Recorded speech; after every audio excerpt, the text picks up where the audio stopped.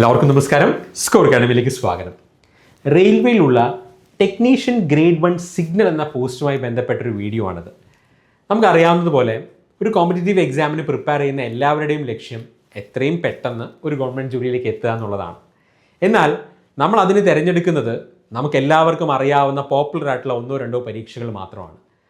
നമ്മളുടെ അതേ education qualification വെച്ചുകൊണ്ട് നേരത്തെ പറഞ്ഞ അതേ പോപ്പുലർ ആയിട്ടുള്ള എക്സാംസിൻ്റെ അതേ പ്രിപ്പറേഷൻ വെച്ചുകൊണ്ട് നമുക്ക് അറ്റംപ്റ്റ് ചെയ്യാൻ സാധിക്കുന്ന വളരെ അട്രാക്റ്റീവ് ആയിട്ടുള്ള പല പോസ്റ്റുകളും എക്സാമും നമ്മൾ വേണ്ട ശ്രദ്ധ കൊടുക്കുകയോ എഫേർട്ട് കൊടുക്കാതെയോ നമ്മുടെ കയ്യിൽ നിന്ന് പോകാറുണ്ട്. പലപ്പോഴും ടെക്നീഷ്യൻ ഗ്രേഡ് 1 സിഗ്നൽ അങ്ങനൊരു പോസ്റ്റായിട്ട് നമുക്ക് കാണാൻ പറ്റും. പ്രധാന കാരണം NTPC പോലെയോ JEE പോലെയോ അത്രയും വേക്കൻസി ഇല്ല എന്നുള്ളതാണ്. എന്നാൽ ഈ പോസ്റ്റിലുള്ള അഡ്വാൻറ്റേജസ് പലരും മനസ്സിലാക്കാറില്ല. അതെല്ലാം ഞാൻ ഈ വീഡിയോയിൽ പറയുന്നുണ്ടാവും. എന്തുകൊണ്ട് ടെക്നീഷ്യൻ ഗ്രേഡ് 1 സിഗ്നൽ എക്സാം നിങ്ങൾ ഫോക്കസ് ചെയ്യണം? ആർക്കൊക്കെ ഈ പരീക്ഷയ്ക്ക് അപ്ലൈ ചെയ്യാം? മറ്റ് JEE പോലെയോ NTPC പോലെയുള്ള പരീക്ഷകൾ പ്രിപ്പയർ ചെയ്യുന്നവർക്ക് ഈ പരീക്ഷ വളരെ എളുപ്പത്തിൽ ഈ ഒരു ചെറിയൊരു എഫേർട്ട് മാത്രം എക്സ്ട്രാ ഇട്ട് കഴിഞ്ഞാൽ എങ്ങനെ ക്രാക്ക് ചെയ്യാം എല്ലാം ഞാൻ ഈ വീഡിയോയിൽ പറയുന്നുണ്ടാവും. ആദ്യം തന്നെ ഞാൻ നേരത്തെ പറഞ്ഞതുപോലെ ഈ പോസ്റ്റ് അല്ലെങ്കിൽ ടെക്നീഷ്യൻ ഗ്രേഡ് 1 സിഗ്നൽ എന്ന തസ്തിക നമുക്ക് തരുന്ന സാലറി ഓപ്ഷൻസ് എന്താണ്, പ്രൊമോഷൻ സാധ്യതകൾ എന്താണ്, മറ്റ് ആനുകൂല്യങ്ങൾ എന്തൊക്കെയാണ്, അതുപോലെ തന്നെ നിങ്ങളുടെ ഡ്രീം ജോബ് ഇതല്ല, ജൂനിയർ എഞ്ചിനീയർ പോലുള്ള പരീക്ഷയാണ്, നിങ്ങൾക്ക് ഹയർ ക്വാളിഫിക്കേഷൻ ആയിട്ടുള്ള ഡിപ്ലോമയോ അല്ലെങ്കിൽ BTech ഒക്കെ ഉണ്ടെങ്കിൽ നിങ്ങൾക്ക് അപ്ലൈ ചെയ്യാൻ പറ്റുന്ന അല്ലെങ്കിൽ നിങ്ങൾക്കുള്ളൊരു അട്രാക്റ്റീവ് പോസ്റ്റാണ് ജൂനിയർ എഞ്ചിനീയർ എന്ന് പറയുന്നത്. അതാണ് നിങ്ങളുടെ ലക്ഷ്യമെങ്കിൽ പോലും നിങ്ങൾ എന്തുകൊണ്ട് ഈ പരീക്ഷ അപ്ലൈ ചെയ്യണം? അതുപോലെ തന്നെ ഇത് നമ്മളുടെ മറ്റ് പരീക്ഷകളുമായി ബന്ധപ്പെട്ട് അത് മറ്റ് റെയിൽവേ പരീക്ഷകൾ, അതായത് NTPC ആയിക്കോട്ടെ, ജൂനിയർ എഞ്ചിനീയർ ആയിക്കോട്ടെ, അതുമായി ബന്ധപ്പെട്ട് നമുക്ക് കമ്പയറബിൾ ആയിട്ടുള്ളൊരു സിലബസും നമുക്കിവിടെ കിട്ടുന്നുണ്ട്. അപ്പോൾ ഇതെല്ലാം അതുകൊണ്ടാണ് ഞാൻ തുടക്കത്തിലേ പറഞ്ഞത്, നമുക്കൊരു ഒറ്റ പ്രിപ്പറേഷൻ മതി.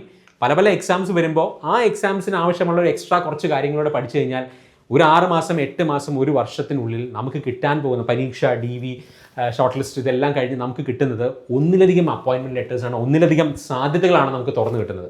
അത് നമ്മൾ ഇപ്പോഴേ മനസ്സിലാക്കാം. അപ്പം അതിൻ്റെ മറ്റൊരു അഡ്വാൻറ്റേജ് എന്ന് പറഞ്ഞു കഴിഞ്ഞാൽ നമ്മൾ ഒരു പരീക്ഷയ്ക്ക് വേണ്ടി മാത്രം പഠിക്കുമ്പോൾ നമ്മൾ വളരെ സ്ട്രെസ്ഡ് ആയിരിക്കും, നമുക്ക് ഒരുപാട് ടെൻഷൻ ഉണ്ടാവും. മൾട്ടിപ്പിൾ ഓപ്ഷൻസ് വരുമ്പോൾ നമുക്ക് കുറേ കൂടി റിലാക്സ്ഡ് ആയിട്ട് എക്സാംസ് എഴുതാൻ പറ്റും. ഇത് കിട്ടിയില്ലെങ്കിൽ എനിക്ക് വേറെ പരീക്ഷ ഉണ്ടല്ലോ, ആ ഒരു ആശ്വാസം നിങ്ങൾക്ക് എക്സാം അറ്റംപ്റ്റ് ചെയ്യുമ്പോഴും മറ്റ് സ്റ്റേജസിലൊക്കെ നിങ്ങൾക്ക് കിട്ടുന്നുണ്ടാവും. അപ്പോൾ അത് നമുക്ക് തരുന്ന ഒരു കംഫർട്ട് സോൺ എന്ന് പറയുന്നത് വലുതാണ്.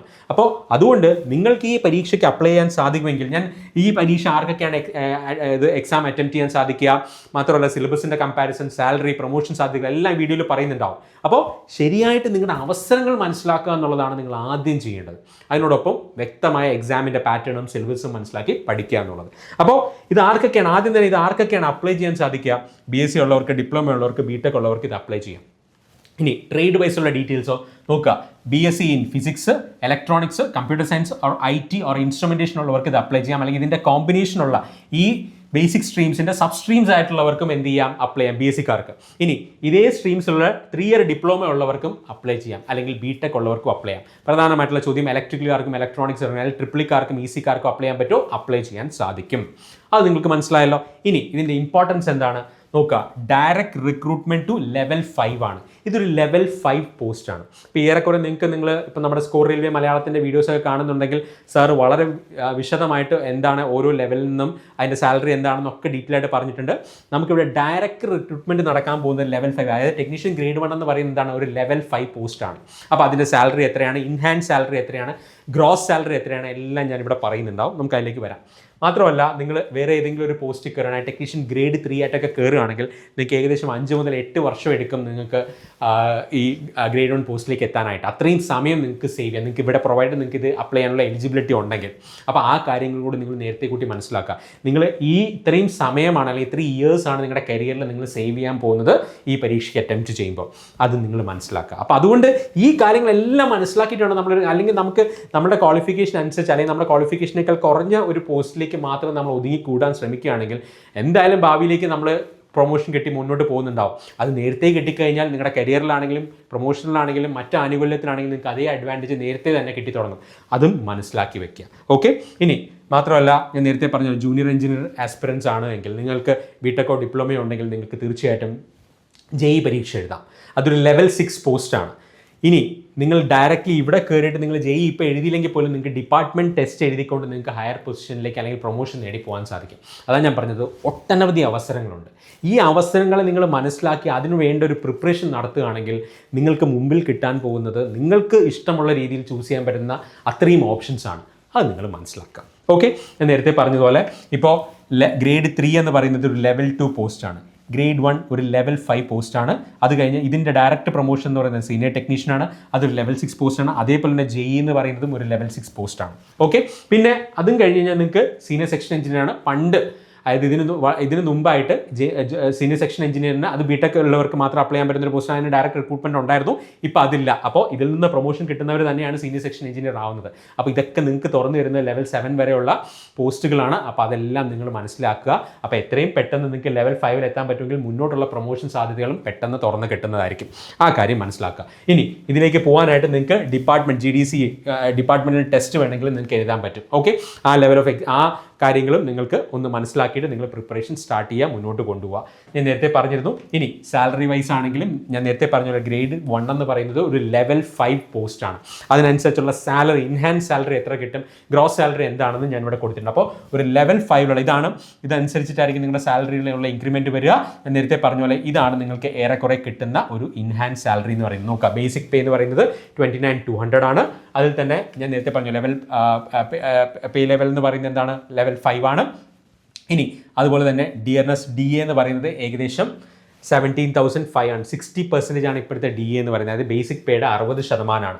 ഞാൻ നേരത്തെ പറഞ്ഞു ഇവിടെ ലെവൽ 5 പോസ്റ്റാണ്. ലെവൽ 5 പോസ്റ്റിന് കിട്ടുന്ന ബേസിക് പേ എന്ന് പറയുന്നത് 29,200. DA എന്ന് പറയുന്നത് ഏകദേശം 60% ബേസിക് പേ ആണ്. അതുപോലെ തന്നെ HRA എന്ന് പറയുന്നത് ഏകദേശം ഈ ഒരു റേഞ്ചിലായിട്ട് നിങ്ങൾ എവിടെയാണോ പോസ്റ്റ് ചെയ്തിരിക്കുന്നത് ഇതെല്ലാം ആഡ് ചെയ്ത് വരുമ്പോൾ നിങ്ങൾക്ക് ഏറെക്കുറെ അപ്രോക്സിമേറ്റ്ലി ഗ്രോസ് സാലറി വരുന്നത് 58,000 വരെ നിങ്ങൾക്ക് കിട്ടാം. അതിൽ കട്ടിങ് എല്ലാം കഴിച്ച് നിങ്ങൾക്ക് ഇൻ ഹാൻഡ് ഏകദേശം 53,000 അടുപ്പിച്ച് നിങ്ങൾക്ക് എന്ത് കിട്ടണം, ഇൻ ഹാൻഡ് സാലറി കിട്ടുന്നുണ്ടാവും. ഇതാണ് ഇതിൻ്റെ സാധ്യത എന്ന് പറയുന്നത്.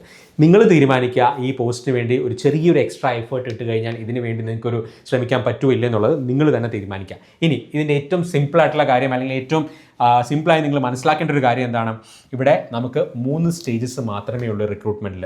ആദ്യം ഒരു കമ്പ്യൂട്ടർ ബേസ്ഡ് ടെസ്റ്റാണ്, ഒറ്റ ടെസ്റ്റേ ഉള്ളൂ, ഒരു CBT ഉള്ളൂ. CBT 1 CBT 2 ഇല്ല, ഒറ്റ CBT ഉള്ളൂ. അത് കഴിഞ്ഞാൽ നേരെ ഡോക്യുമെൻറ്റ് വെരിഫിക്കേഷൻ, അത് കഴിഞ്ഞാൽ നേരെ മെഡിക്കലാണ്. ഇത്രയും കഴിഞ്ഞാൽ മറ്റുള്ള മറ്റ് JE പോലുള്ള പോസ്റ്റിലൊക്കെയാണ് നമുക്ക് 2 CBT ഉണ്ട്. CBT 1 ഉണ്ട്, CBT 2 ഉണ്ട്. അപ്പോൾ അത് നിങ്ങൾ മനസ്സിലാക്കുക. ഇനി അപ്പം പെട്ടെന്ന് തന്നെ നിങ്ങൾക്ക് ജോലിയിലേക്ക് എത്താനുള്ള സാധ്യതയും കൂടിയാണ് ടെക്നീഷ്യൻ ഗ്രേഡ് 1 സിഗ്നൽ എന്ന് പറയുന്നത്. അടുത്തത് എക്സാം പാറ്റേൺ നിങ്ങൾ നോക്കുക. എക്സാം പാറ്റേൺ എന്ന് പറയുന്നത് ടോട്ടൽ ഡ്യൂറേഷൻ 90 മിനിറ്റ്സ്, 100 ക്വസ്റ്റൻസ് ആണ്. നെഗറ്റീവ് മാർക്ക് ഉണ്ടാവും, 1/3 നെഗറ്റീവ് മാർക്ക് ഉണ്ടാവും. മൾട്ടിപ്പിൾ ഷിഫ്റ്റ് ആയതുകൊണ്ട് നോർമലൈസേഷൻ ഉണ്ടാവും. Minimum percentage of marks four eligibility in various communities. അതായത് അൺറിസർവ്ഡ് കാറ്റഗറി ആണെങ്കിൽ 40%, EWS ആണെങ്കിൽ 40%, OBC ആണെങ്കിൽ 30% എങ്കിലും നിങ്ങൾ എന്ത് ചെയ്യണം, സ്കോർ ചെയ്യണം. SC/ST ആണെങ്കിൽ SCക്ക് 30, STക്ക് ആണെങ്കിൽ 25% ആണ് നിങ്ങൾക്ക് ഈ എക്സാമിന് വേണ്ടിയിട്ടുള്ള മിനിമം ക്വാളിഫയിങ് പെർസെൻറ്റേജ് എന്ന് പറയുന്നത് ഇതാണ്. ക്ലിയർ ആണോ? അതും മനസ്സിലാക്കുക. ഇനി സിലബസിൻ്റെ പാറ്റേൺ എങ്ങനെയാണ് നോക്കിയേ. നമുക്ക് ഇത്രയും സെക്ഷൻസ് ആണുള്ളത്. ജനറൽ അവയർനെസ് ഉണ്ട്, ജനറൽ ഇൻ്റലിജൻസ് ആൻഡ് റീസണിംഗ് ഉണ്ട്. ഇത് രണ്ടും നിങ്ങൾക്ക് അറിയാവുന്ന പോലെ എല്ലാ റെയിൽവേ എക്സാംസിനും ഉള്ളതാണ്. ഇനി അതുപോലെ തന്നെ basics of computer and application നമുക്ക് JEയുടെ CBT 2 വരുന്നൊരു പോർഷനാണ്.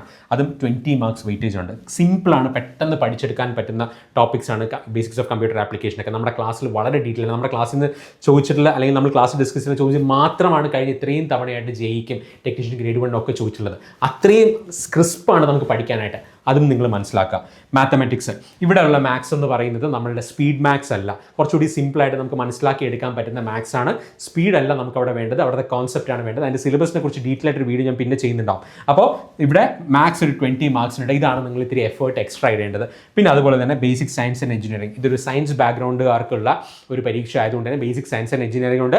അതിൽ തന്നെ നമുക്ക് ഇലക്ട്രിക്കലും ഇലക്ട്രോണിക്സും ആണ് കൂടുതൽ പഠിക്കാനുള്ളത്. അതെല്ലാം സിമ്പിളായിട്ട് നമുക്ക് സിമ്പിൾ ലെവലിൽ JEയുടെ അതേ ലെവലിൽ തന്നെ ചോദിക്കുന്ന ചോദ്യങ്ങളാണ്. അതാണ് 35 മാർക്സിനുള്ളത്. അപ്പോൾ കുറച്ചുകൂടി കാണാതെ പഠിക്കുന്നതിനേക്കാൾ കുറച്ചുകൂടി മനസ്സിലാക്കി പഠിക്കാൻ താല്പര്യമുള്ളവർക്ക് പറ്റിയൊരു പോസ്റ്റാണ് ഇതും JE ഒക്കെ. അപ്പോൾ അത് ആ എക്സാമിൻ്റെ പാറ്റേൺ നിങ്ങൾ മനസ്സിലാക്കുക കേട്ടോ. ജനറൽ അവയർനെസ് 10 മാർക്കേ ഉള്ളൂ.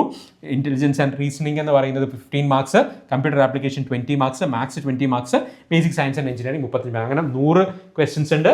നമുക്ക് നമ്മുടെ ഇവിടുത്തെ ഡ്യൂറേഷൻ എന്ന് പറയുന്നത് 90 മിനിറ്റ്സ് ആണ്. ഇത്രയും കാര്യങ്ങൾ ക്ലിയർ ആണോ? ഇനി ഇതിൻ്റെ സിലബസ് കമ്പാരിസൺ നോക്കിയേ കേട്ടോ. RRB JE CBT 1 ആണെങ്കിൽ നമുക്ക് മാത്സ് ഉണ്ട്, ജനറൽ ഇൻ്റലിജൻസ് ആൻഡ് റീസണിംഗ് ഉണ്ട്, ജനറൽ അവയർനെസ് ഉണ്ട്, ജനറൽ സയൻസ് ഉണ്ട്. ഇവിടെ ഒരു കാര്യം ശ്രദ്ധിക്കുക, ഇവിടുത്തെ JEയുടെ മാത്സും അല്ലെങ്കിൽ മറ്റ് റെയിൽവേ എക്സാംസിൻ്റെ മാത്സും ടെക്നീഷ്യൻ ഗ്രേഡ് 1ൻ്റെ മാത്സും ഡിഫറൻ്റ് ആണ്. അതാണ് ഞാൻ ഇവിടെ 2 സ്റ്റാർ ഇട്ടേക്കുന്നത്. ഇത് സ്പീഡ് മാത്സ് അല്ല, ബാക്കി എല്ലാത്തിനും വരുന്നത് സ്പീഡ് മാത്സ് ആണ്. നമുക്ക് ആപ്റ്റിറ്റ്യൂഡ് ആണ് അവിടെ നോക്കുന്നത്. ഇത് ആപ്റ്റിറ്റ്യൂഡ് അല്ല, നമുക്ക് മാത്സിൽ തന്നെയുള്ള സിമ്പിൾ ആയിട്ടുള്ള ടോപ്പിക്സ് ആണ് നമുക്ക് അതിലൂടെ ഡിസ്കസ് ചെയ്യുന്നത്. സിലബസ് ഞാൻ പിന്നെ ഡിസ്കസ് ചെയ്യുന്നുണ്ടാവും. ഓക്കെ, അതും പെട്ടെന്ന് പഠിച്ചെടുക്കാൻ പറ്റുന്നതാണ്. വളരെ കുറച്ച് ടോപ്പിക്സ് മാത്രമേ നമുക്ക് അതിൽ പഠിക്കാനുള്ളൂ. ഓക്കെ, അത് മനസ്സിലാക്കാം. ഇനി നിങ്ങൾ നോക്കിയേ, ജനറൽ സയൻസ്, അതുപോലെ തന്നെ general awareness, general intelligence and reasoning. ഈ ടോപ്പിക്ക് തന്നെ നമുക്ക് എവിടെയുണ്ട്? General awareness, general intelligence and reasoning എവിടെയുണ്ട്? Technician grade 1 signal. അതായത് CBT 1 പ്രിപ്പയർ ചെയ്യുമ്പോൾ ഇത് ഓട്ടോമാറ്റിക്കലി ഇതിൻ്റെ പ്രിപ്പറേഷൻ നടക്കും. അതുപോലെ തന്നെ CBT 2 basic computer science and basics of computer and ആപ്ലിക്കേഷനും നമുക്ക് എവിടെയുണ്ട്? ഇവിടെ ടെക്നീഷ്യൻ ഗ്രേഡ് 1 CBTയിലുണ്ട്. മനസ്സിലാക്കുക, ഇവിടെ 2 ടയർ എക്സാം ഉണ്ട്, ഇവിടെ ഒറ്റ ടയർ എക്സാമേ ഉള്ളൂ.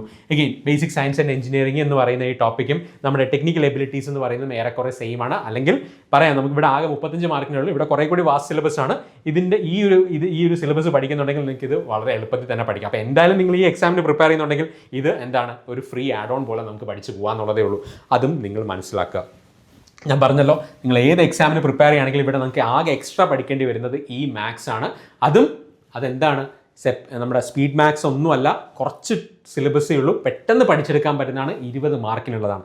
അത് നിങ്ങൾ മനസ്സിലാക്കുക. ഞാൻ നേരത്തെ പറഞ്ഞല്ലോ, എന്തുകൊണ്ടാണ് നിങ്ങൾ ടെക്നീഷ്യൻ ഗ്രേഡ് 1 പ്രിപ്പയർ ചെയ്യാൻ അല്ലെങ്കിൽ ഇമ്പോർട്ടൻസ് കൊടുക്കേണ്ടത്? ഒറ്റ സ്റ്റേജ് CBTയേ ഉള്ളൂ. സിലബസ് വളരെ സിമ്പിളാണ്. ഞാൻ നേരത്തെ പറഞ്ഞ പോലെ കുറച്ച് ടെക്നിക്കലി അലൈൻഡ് ആയിട്ടുള്ള സിലബസ് ആണ്. അപ്പോൾ കാണാതെ പഠിക്കുന്നതിനേക്കാൾ മനസ്സിലാക്കി പഠിക്കുന്നവരാണ് നിങ്ങളെങ്കിൽ നിങ്ങൾക്ക് കുറച്ചുകൂടി ഒരു അഡ്വാൻറ്റേജ് കിട്ടുന്ന സിലബസ് ആണ്. ഞാൻ നേരത്തെ പറഞ്ഞു, syllabus similar to RRB JEE, അതുപോലെ തന്നെ ഡയറക്റ്റ് റിക്രൂട്ട്മെന്റ് ടു ലെവൽ 5 ആണ്. ഡയറക്റ്റ്ലി നിങ്ങളുടെ റിക്രൂട്ട്മെന്റ് നടക്കുന്ന ലെവൽ 5ലേക്കാണ്. അപ്പോൾ അതിനനുസരിച്ചുള്ള സാലറി, ബാക്കി ആനുകൂല്യങ്ങളെല്ലാം നിങ്ങൾ കണ്ടതാണ്. ഇൻ ഹാൻഡ് നിങ്ങൾക്ക് ഏകദേശം 50,000 പുറത്ത്, അതായത് 53,000 രൂപയോളം നിങ്ങൾക്ക് ഇൻ ഹാൻഡ് സാലറി തുടക്കത്തിൽ തന്നെ കിട്ടുന്നുണ്ട്. അത് നിങ്ങൾ മനസ്സിലാക്കാം.